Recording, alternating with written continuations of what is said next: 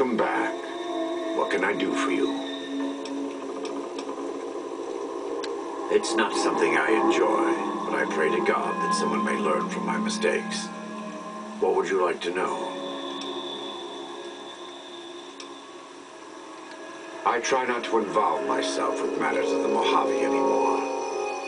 All I know is from before the Battle of Hoover Dam. Better than Caesar, but that's not a high standard. Too much love of money and ownership. Not enough love of God and giving. Any society that derives its power and authority from the will of man alone lives apart from God and will crumble in the end. It's not something I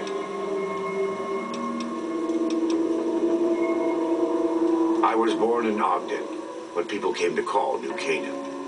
Things were more peaceful when I was growing up. When I was a young man, I went out into the world to do missionary work, as all New Canaanites do. I traveled along the Long 15 and followed 89 south into Arizona. Along the way, I met two men from a group called the Followers of the Apocalypse. Edward Sallow and Bill Calhoun. They came to teach the tribes. Calhoun was a good man. Edward was the one who got us into trouble down the road.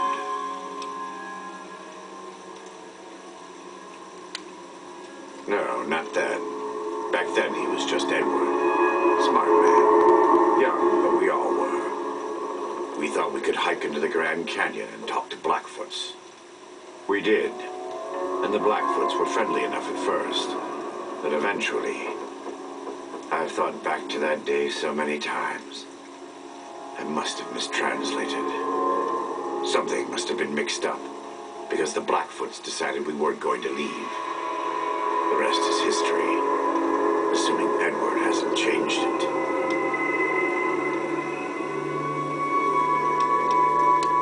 This way lies the path to hell. Edward, Caesar, needed me to translate. Translation became giving orders. Giving orders became leading in battle. Leading in battle became training, punishing, terrorizing.